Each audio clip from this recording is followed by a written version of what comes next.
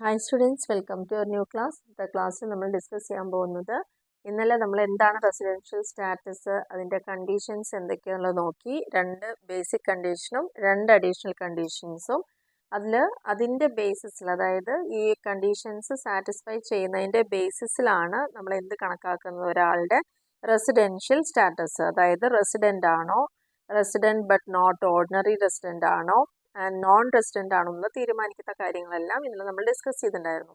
ഇനി അതിൻ്റെ ബേസിസിൽ കുറച്ച് പ്രോബ്ലംസ് നമുക്ക് നോക്കാം. അതിൽ എന്തൊക്കെ കാര്യങ്ങൾ പറയുന്നുണ്ടെന്ന് നോക്കാം. ഇല്ലസ്ട്രേഷൻ 1 നോക്കുക. Mister Tom left for Canada on 15th May 2021 after staying in India for 10 years. He came back on 1st September 2023. Determine his residential status for the assessment year 2024-25. 2024-25 assessment year. നമ്മുടെ previous year എന്ന് പറയുന്നത് 23-24. അപ്പോൾ ഇവിടെ Tom കാനഡയിലേക്ക് പോയിരിക്കുന്നത് എന്താണ്? 15th May 2021 ആണ് പോയിരിക്കുന്നത്. അതിനു മുന്നേ 10 വർഷക്കാലം ഇന്ത്യയിൽ ഉണ്ടായിട്ടുണ്ട്. എന്നതിന് ശേഷം അവർ തിരിച്ചു വന്നിരിക്കുന്നത് 2023 സെപ്റ്റംബർ 1 അപ്പോൾ റെസിഡൻ്റ് ആണോ അല്ലേ എന്നാണ് ചോദ്യം വരുന്നത്. അപ്പോൾ ഇവിടെ നമുക്ക് നോക്കേണ്ടത് നമ്മുടെ പ്രീവിയസ് ഇയർ ഏതാണ്? 1st April 2023 മുതൽ 31st March 2024 വരെയാണ്. ഓക്കെ, അപ്പോൾ അതിൽ 1st September എന്ന് പറഞ്ഞു കഴിഞ്ഞാൽ 1-ാം തീയതി തന്നെ വന്നുകൊണ്ട് സെപ്റ്റംബർ, ഒക്ടോബർ, നവംബർ, ഡിസംബർ, ജനുവരി, ഫെബ്രുവരി, മാർച്ച് 7 മാസം കംപ്ലീറ്റ് ആയിട്ട് ഇന്ത്യയിലുണ്ട്. ഓക്കെ, അപ്പോൾ ആദ്യത്തെ കണ്ടീഷൻ സാറ്റിസ്ഫൈ ചെയ്യുന്നുണ്ടോ ഉള്ളത് നോക്കാം. അതായത് പ്രീവിയസ് ഇയറിൽ 182 ഡേയ്സ് ഉണ്ടോ? അപ്പോൾ അവിടെ വരുന്നുണ്ട് എന്തായാലും. അപ്പോൾ mister Tom was in India during the previous ഇയറിൽ തന്നെ എത്ര ദിവസം വരുന്നുണ്ട്? 213 ഡേയ്സ് ആണ് നമുക്ക് അതായത് സെപ്റ്റംബർ മുതൽ നമ്മൾ മാർച്ച് 31 വരെ കണക്കാക്കുമ്പം ആ ഡേയ്സ് കണക്കാക്കുമ്പോൾ 213 ദിവസം വരുന്നുണ്ട്. അപ്പോൾ ഫസ്റ്റ് ബേസിക് കണ്ടീഷൻ അദ്ദേഹം സാറ്റിസ്ഫൈ ചെയ്തിട്ടുണ്ട്. ഇനി ലെഫ്റ്റ് ഇന്ത്യ ഇൻ 2021 ഇന്ത്യ വിട്ട് പോകുമ്പോഴും അതിനു മുന്നേ 10 വർഷം ഇവിടെ താമസിച്ചിട്ടുണ്ട്. അങ്ങനെയാണെങ്കിൽ അഡീഷണൽ കണ്ടീഷനും കൂടിയിട്ടാണ് അവർ സാറ്റിസ്ഫൈ ചെയ്തിരിക്കുന്നത്. അതുകൊണ്ട് തീർച്ചയായിട്ടും മിസ്റ്റർ ടോം എന്ന് പറയുന്ന വ്യക്തി ആരാണ്? ഒരു റെസിഡൻ്റ് ആണ് എന്നതാണ് ഇതിന് മനസ്സിലാക്കാൻ സാധിക്കുന്നത്. ഇനി ഇല്ലസ്ട്രേഷൻ 2 നോക്കുക. Mister Adarsh born and brought up Mumbai, left India to Germany in May 2019. He came back to India to settle in India on 15th February 2024. അപ്പോൾ 2024 ഫെബ്രുവരി 15 വന്നിരിക്കുന്നത്. അപ്പോൾ ഫെബ്രുവരി ബാക്കിയുള്ള മാസവും അതേപോലെ മാർച്ച് ഫുള്ളുമാണ് നമുക്കിവിടെ കിട്ടുന്നുള്ളൂ. അപ്പോൾ അതിൽ നോക്കേണ്ട കാര്യം എന്ന് പറയുന്നത്, അപ്പോൾ ആദർശ് ഇന്ത്യയിൽ ഉണ്ടായ പ്രീവിയസ് ഇയറിൽ എത്ര ദിവസമേ വന്നിട്ടുള്ളൂ? അതായത് മാർച്ച് 31 പ്ലസ് ഫെബ്രുവരി 15 മുതലുള്ള ആ ഡേയ്സ് വേണം അതിൽ ഇവിടെ വരുന്നുള്ളൂ. അപ്പം മൊത്തത്തിൽ ഒരു മാർച്ച് 31 ഫെബ്രുവരിയിൽ 15 മുതൽ നമുക്ക് വരുന്ന 28 ദിവസം വരെയുള്ള കാര്യങ്ങളാണ് അവിടെ വരുന്നത്. 15 ഡേയ്സ് മുതൽ 31st ഡേയ്സ് ഫെബ്രുവരിയിലെ 15 കൂടി നമ്മൾ ഇൻക്ലൂഡ് ചെയ്യണം എന്നുള്ളതാണ് പറയുന്നത്. പിന്നെ മാർച്ച് 31 ഒരാൾ വരുന്നതും പോകുന്നതും ദിവസങ്ങൾ ഇതിൽ ഇൻക്ലൂഡ് ചെയ്യണം എന്നാണ് പറയുന്നത്. അപ്പോൾ അതുകൊണ്ട് തന്നെ അവിടെ എന്ത് ചെയ്യുന്നില്ല, ഒരു കണ്ടീഷൻസും സാറ്റിസ്ഫൈ ചെയ്യുന്നില്ല. ബേസിക് കണ്ടീഷനും ഇല്ല. ബേസിക് കണ്ടീഷൻ ഇല്ലെങ്കിൽ തന്നെ അവിടെ എന്താണ്, അവർ നോൺ റെസിഡൻ്റ് ആണ് അല്ലേ. അപ്പോൾ ഇതാണ് സെക്കൻഡ് ക്വസ്റ്റ്യനിൽ പറയാനുള്ളത്. നെക്സ്റ്റ് ഇല്ലസ്ട്രേഷൻ 3 പറയുന്നത്, Mister Richard a Canadian citizen came to India for the first time in 12th February 2022. അദ്ദേഹം കനേഡിയൻ സിറ്റിസൺ ആണ്. ഇന്ത്യയിൽ ആദ്യമായിട്ട് വന്നിരിക്കുന്നത് 12th February 2022 അങ്ങനെ വന്ന ആള് 18th January 2024 വരെ ഇവിടെ സ്റ്റേ ചെയ്തിട്ടുണ്ട്. അതിനുശേഷമാണ് കാനഡയിലേക്ക് തിരിച്ചു പോയിരിക്കുന്നത്. അപ്പോൾ റെസിഡൻഷ്യൽ സ്റ്റാറ്റസ് എന്താണെന്നുള്ളതാണ് ചോദ്യം. അതായത് 1st January 2024 വരെ അദ്ദേഹം ഇവിടെ ഉണ്ടായിട്ടുണ്ട്. അപ്പോൾ നമുക്ക് അതൊന്ന് കണക്കാക്കി നോക്കാം. ഇവിടെ നോക്കുന്നത് റിച്ചാർഡ് പ്രീവിയസ് ഇയറിൽ എത്ര ദിവസം ഇവിടെ ഉണ്ടായിട്ടുണ്ട്. അപ്പോൾ പ്രീവിയസ് ഇയറിൽ എന്ന് പറഞ്ഞാൽ നമ്മൾ കണക്കാക്കേണ്ടത് എന്താണ്? 1st April 2023 മുതൽ നമുക്കുണ്ടായിരിക്കുന്നത് 18th January 2024 ഇവിടെ വരെ ഉണ്ടായിട്ടുണ്ട്. അപ്പോൾ 293 ദിവസം അദ്ദേഹം ഇന്ത്യയിൽ പ്രീവിയസ് ഇയറിൽ ഉണ്ടായിട്ടുണ്ട്. അതുകൊണ്ട് തന്നെ ആദ്യത്തെ നമ്മുടെ ബേസിക് കണ്ടീഷൻ അവിടെ സാറ്റിസ്ഫൈ ചെയ്തു. 182 days എന്നുള്ള ആ ഒരു കണ്ടീഷൻ അവിടെ സാറ്റിസ്ഫൈ ചെയ്തിട്ടുണ്ട്. ഇനി നമുക്ക് നോക്കേണ്ടത് during the previous year 21-22 he was in India only for 49 days. ഇനി ആ ഒരു കാലയളവിൽ അദ്ദേഹം വന്നു എന്ന് പറയുന്ന ആ പ്രീവിയസ് ഇയർ നോക്കുക. ഫെബ്രുവരി 22 വരെ പറയുമ്പോൾ അത് ഏതായിരിക്കും? Previous year 21-22. അപ്പോൾ ആ ഒരു കാലയളവിൽ അദ്ദേഹം ആകെ 49 days മാത്രമാണ് ഇന്ത്യയിൽ ഉണ്ടായിരിക്കും. കാരണം ഫെബ്രുവരി 12 മുതൽ ആ മാർച്ച് 31 വരെ വരുന്ന കാലയളവ്. അപ്പോൾ അതുകൊണ്ട് തന്നെ പ്രീവിയസ് ഇയർ 2022-23 365 days ആ ഒരു കാലയളവിൽ അദ്ദേഹത്തിന് ഇവിടെ സ്റ്റേ ചെയ്യാനായിട്ടുണ്ട്. Therefore he fails to satisfy both the additional condition. ആ രണ്ട് കണ്ടീഷൻ ഉണ്ടല്ലോ, കഴിഞ്ഞ 10 വർഷം പ്രീവിയസ് ഇയറിന് തൊട്ട് മുന്നുള്ള 10 2 വർഷമോ അതല്ലെങ്കിൽ 7 വർഷത്തിൽ 793 ദിവസമോ ഉണ്ടെങ്കിലാണ് 730 ദിവസമോ ഉണ്ടെങ്കിലാണ് ആ ഒരു കണ്ടീഷൻ അവിടെ സാറ്റിസ്ഫൈ ചെയ്യുന്നുള്ളൂ.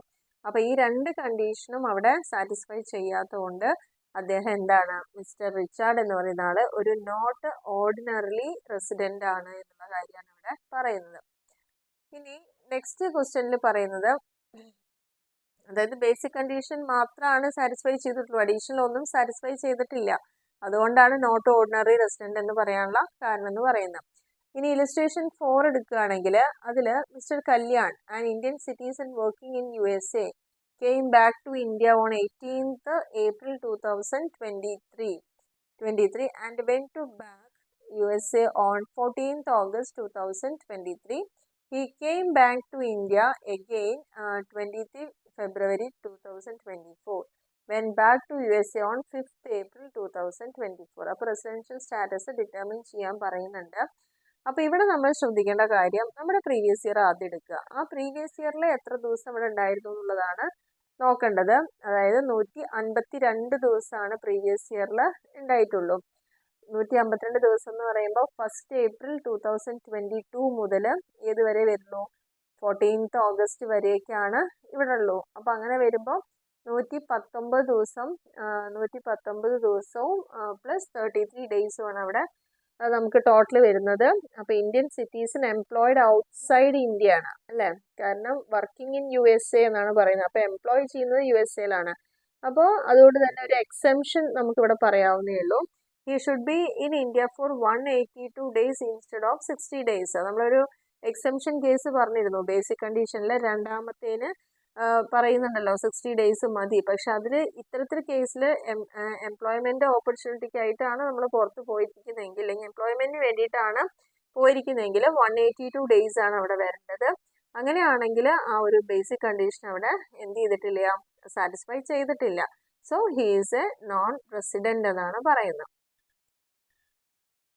അപ്പോൾ ഇവിടുത്തെ ഈ ഒരു കാൽക്കുലേഷൻ 152 days എന്നുള്ളത് 119, അതായത് ഇവിടെ ശ്രദ്ധിക്കാം 18th April 2023 പറഞ്ഞാൽ 18 ഏപ്രിൽ മുതൽ ആ മാസത്തെ 30ഉം അതിനുശേഷം മെയ്, ജൂൺ, ജൂലൈ, ഓഗസ്റ്റ് 14 വരെയുള്ള ദിവസങ്ങളാണ് ഇത് ഈ 119 കൊണ്ട് ഉദ്ദേശിക്കുന്നത്. അതിനുശേഷം 28th ഫെബ്രുവരിക്കാണ് പിന്നീട് വന്നിട്ട് USA-ൽ 5th ഏപ്രിലേക്ക് പോകുന്നത്. അപ്പോൾ അങ്ങനെയാണെന്ന് വെച്ചാൽ വീണ്ടും 28th ഫെബ്രുവരി ആഡ് ചെയ്യണം. അതിനുശേഷം നമ്മൾ മാർച്ച് കൂടിയിട്ട് നോക്കുകയാണ് അവിടെ ചെയ്യേണ്ടത്. അപ്പോൾ മാർച്ചിൽ 31 ദിവസവും 28ഉം 29ഉം ഫെബ്രുവരി വരുന്നത്. അങ്ങനെയാണ് ഈ 33 എന്നുള്ളത് കിട്ടുന്നത്. അപ്പോൾ മൊത്തത്തിൽ ആ ഒരു പ്രീവിയസ് ഇയറിൽ 119ഉം പ്ലസ് 33 152 ദിവസമാണ് അദ്ദേഹം വരുന്നുള്ളൂ. അപ്പോൾ അതുകൊണ്ട് തന്നെ എംപ്ലോയ്മെന്റിന്റെ ബേസിസ് ആയതുകൊണ്ട് അവർക്ക് വരുന്ന കണ്ടീഷൻ എന്ന് പറയുന്നത് എത്രയാണ്? 60ക്ക് പകരം 182 days വേണമെന്നുള്ള ആ 182 days ഇവിടെ സാറ്റിസ്ഫൈ ചെയ്യുന്നില്ല. സോ അതുകൊണ്ട് അദ്ദേഹം ഒരു നോൺ റെസിഡന്റ് ആണ് എന്നാണ് പറയുന്നത്. ഇനി next case, mister Alex Davis, A foreign citizen. Alex Davis ഒരു ഫോറിൻ സിറ്റിസൺ ആണ്. 97 മുതൽ എല്ലാ വർഷവും ഇന്ത്യയിൽ ഏത് സമയത്താണ് വരുന്നത്? ജൂലൈയിൽ 112 ദിവസം ഇന്ത്യയിൽ സ്റ്റേ ചെയ്യുന്നുണ്ട്. അപ്പോൾ നമ്മളോട് ചോദിച്ചിരിക്കുന്നത് determine his residential status for the previous year. 2023-24 കാലയളവിൽ അദ്ദേഹത്തിൻ്റെ റെസിഡൻഷ്യൽ സ്റ്റാറ്റസ് എന്താണ്? If he's A person of Indian origin, ഇനി അദ്ദേഹം ഒരു ഇന്ത്യൻ ഒറിജിൻ ആണെങ്കിൽ what will be his residential status? Assume his total income in India exceeds 15 lakhs. കൂടാതെ അദ്ദേഹത്തിന്റെ income 15 lakhs exceed ചെയ്യുന്നുണ്ട് എന്നുള്ളതും കൂടി പറഞ്ഞിട്ടുണ്ട്. അപ്പൊ നമുക്ക് ആദ്യത്തെ കേസ് നോക്കാം. ഇവിടെ എന്താണ് പറഞ്ഞിരിക്കുന്നത്? Determine his residential status. നമുക്ക് ആദ്യം ഈ ഒരു കാലയളവിലെ റെസിഡൻഷ്യൽ സ്റ്റാറ്റസ് നോക്കാം. ആദ്യത്തെ കേസിൽ തന്നെ പറയുന്ന അലക്സ് ഡേവിസ് ആരാന്ന് പറയുന്നത് ഒരു ഫോറിൻ നാഷണൽ ആണെന്ന് പറയുന്നുണ്ട്. ഇന്ത്യൻ ഒറിജിൻ അല്ല, കംപ്ലീറ്റ്ലി അവരൊരു ഫോറിൻ നാഷണൽ ആണ്. അങ്ങനെയാണെങ്കിൽ അവർ വരുന്ന കണ്ടീഷൻസ് നോക്കുക. He's in India for more than 60 days during the previous year. കഴിഞ്ഞ ആ പ്രീവിയസ് ഇയറിൽ അദ്ദേഹം എത്ര ദിവസം ഉണ്ടായിട്ടുണ്ട്? 60 days ആൻഡ് അതിൽ കൂടുതൽ അവിടെ വന്നിട്ടുണ്ട്. And more than 365 days during the 4 previous preceding years. കാരണം നമ്മളോട് പറഞ്ഞിട്ടുണ്ട് എല്ലാ വർഷവും ജൂലൈയിൽ 112 ദിവസം വരുന്നുണ്ട് എന്ന് പറയുന്നുണ്ട്. അങ്ങനെയാണെന്ന് വെച്ചാൽ നമ്മൾ നോക്കുന്ന എന്താണ്, ആ ഒരു പ്രീവിയസ് ഇയർ എന്താണോ അതിന് തൊട്ട് മുന്നുള്ള 4 വർഷത്തിൽ 365 ദിവസവും അദ്ദേഹം വന്നിട്ടുണ്ട്. അങ്ങനെയാണെങ്കിൽ സെക്കൻഡ് ബേസിക് കണ്ടീഷൻ അദ്ദേഹം അവിടെ സാറ്റിസ്ഫൈ ചെയ്തിട്ടുണ്ട്. കൂടാതെ 2 അഡീഷണൽ കണ്ടീഷൻസും അവിടെ ഓട്ടോമാറ്റിക്കലി സാറ്റിസ്ഫൈഡ് ആണ്. കാരണം നമ്മുടെ പ്രീവിയസ് ഇയറിന്റെ മുന്നിൽ 10 വർഷത്തിൽ 2 വർഷം അദ്ദേഹം അവിടെ ഉണ്ടായിട്ടുണ്ടാവാം. ആ കൃത്യമായ കണക്ക് നോക്കുമ്പോൾ ആ 2 വർഷ കാലയളവിൽ ഉണ്ടായിട്ടുണ്ട്. അതേപോലെ 7 വർഷത്തിൽ 730 ദിവസം ഉണ്ടായിട്ടുണ്ട്. അങ്ങനെയാണെങ്കിൽ അലക്സ് ആരാണ്? ഒരു റെസിഡന്റ് ആണ്. കാരണം ഫോറിൻ നാഷണൽ ആണെങ്കിൽ പോലും നമ്മുടെ ടാക്സിന്റെ കൺസെപ്റ്റിലേക്ക് വരുമ്പോൾ ഈ 2 കണ്ടീഷൻസ് അവിടെ സാറ്റിസ്ഫൈ ചെയ്തത് കൊണ്ട്, അതായത് 60 കൂടുതൽ വന്നിട്ടുണ്ട് ആൻഡ് 365 days 4 വർഷ കാലയളവിൽ നോക്കുകയാണെങ്കിൽ 365 കൂടുതലായിട്ടും അവിടെ വന്നിട്ടുണ്ട്. അപ്പോൾ അതുകൊണ്ട് തന്നെ എന്താണ്, ബേസിക് കണ്ടീഷനും അഡീഷണൽ കണ്ടീഷനും സാറ്റിസ്ഫൈ ചെയ്യുന്നതുകൊണ്ട് അദ്ദേഹം ഒരു റെസിഡന്റ് ആണെന്നാണ് പറയുന്നത്. ഇനി രണ്ടാമത്തെ കേസിൽ പറഞ്ഞിരിക്കുന്നത്